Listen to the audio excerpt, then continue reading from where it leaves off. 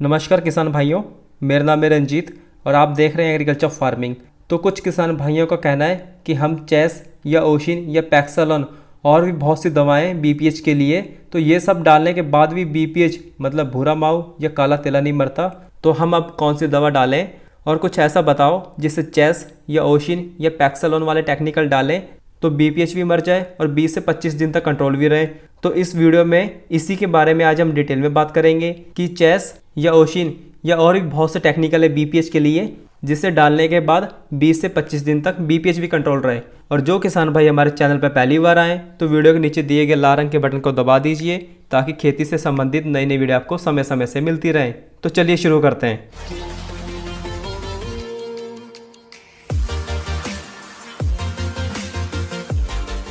तो किसान भाइयों, सबसे पहले आपको अपने खेत में देखना है कि बीपीएच कितना है। अगर 5 से 10 भूरा माऊ दिखते हैं तो आप निश्चिंत होकर चेस या ओशिन या पैक्सलॉन वाले टेक्निकल डाल सकते हैं। और अगर आपको थोड़ा ज़्यादा बीपीएच दिखता है और आपको लगता है कि आपके खेत में चेस या ओशिन वाले टेक्निकल से तेला नहीं मरेगा तो आप चेस या ओशिन के साथ थायोमिथॉक्सन 30% एफएक्स जिसकी मात्रा है 200 ml प्रति एकड़ के हिसाब से डाल सकते हैं। और मैं आपको वीडियो में दिखाता हूँ, अगर बीपीएच का इतना ज़्यादा अटैक हो गया है तो आप वीडियो देख सकते हैं। तो आपको चेस या ओशिन वाले टेक्निकल के साथ बीपीएमसी मतलब फेन्यूबोकार्ब 50% ईसी इसे 200 से 250 ml प्रति एकड़ डालनी है, जिसे कुछ किसान भाई आंधी के नाम से भी जानते हैं। इसके अलावा आप नुवान जिसमें टेक्निकल है डाइक्लोरोवॉस 76% ईसी ये भी आप डाल सकते हैं। इसकी मात्रा है 150 से 200 ml प्रति एकड़। मगर ये दवा बीपीएमसी और नुवान आपको सुबह 7 से 8 बजे से पहले और शाम को 5 बजे के बाद ही डालनी है, क्योंकि ये दवा गैस बनाती है गर्मी में। मतलब आपको ठंडे टाइम पे इसकी स्प्रे करनी है और ये दवा डालते ही सारा तेला मर जाता है। और कुछ किसान भाई अकेली बीपीएमसी मतलब फेन्यूबोकार्ब 50% ईसी को रेत के साथ भी मिला के डाल सकते हैं और रेत के साथ मात्रा है 500 ml प्रति एकड़। और अगर आप रेत के साथ बीपीएमसी को डालते हैं तो आप चेस या ओशिन 4 से 5 दिन बाद डाल सकते हैं लंबे समय तक बीपीएच को कंट्रोल करने के लिए। और जो चेस या ओशिन या पैक्सलॉन वाले टेक्निकल हैं ये सब सिस्टमिक विद ट्रांसलैमिनर एक्शन वाली इंसेक्टिसाइड हैं। मतलब ये आसानी से हरी पत्तियों में प्रवेश करते हैं और पौधों के सभी भागों में पहुंच जाते हैं, जिससे कीट उस पौधे का रस चूसते ही लकवाग्रस्त हो जाते हैं, जिससे 1 घंटे के अंदर खाना और कीट अंडे देना बंद कर देते हैं और भूख से मर जाते हैं। और ये जो सिस्टमिक दवा है ये पौधों के विभिन्न हिस्सों में लक्ष्य कीटों को मार देते हैं।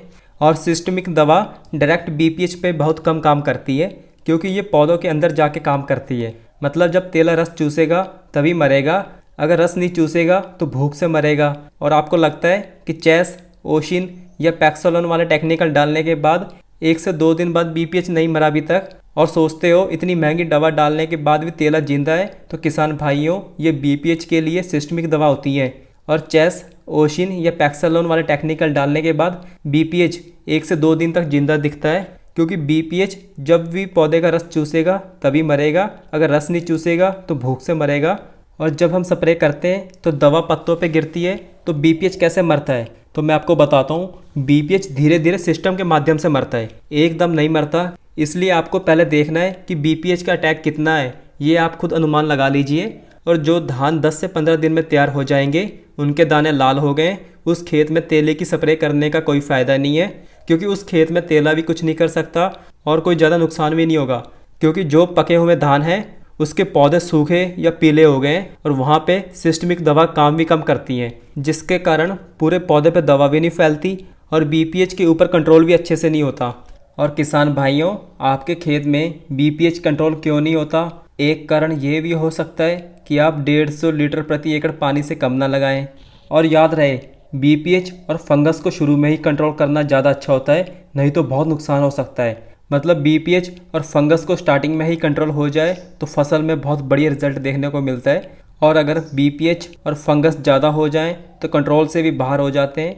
इसलिए ध्यान रहे कि बीपीएच शुरू से ही कंट्रोल हो जाए तो बहुत बढ़िया होता है। इसका मतलब ये भी नहीं कि हमें तेला आने से पहले स्प्रे करनी है, क्योंकि बीपीएच की स्प्रे बहुत महंगी आती है, इसलिए हमें फालतू का पैसा भी खर्च नहीं करना। और ये जो बीपीएच आता है ये टेम्परेचर पे भी डिपेंड करता है कि अगर टेम्परेचर बीपीएच के लिए नहीं है तो बीपीएच नहीं आएगा। तो उम्मीद करता हूँ ये छोटी सी बीपीएच के बारे में दी गई जानकारी अच्छी लगी होगी। और किसान भाइयों, अगर आपको वीडियो अच्छा लगा है तो वीडियो को लाइक शेयर और चैनल सब्सक्राइब करना ना भूलें। धन्यवाद।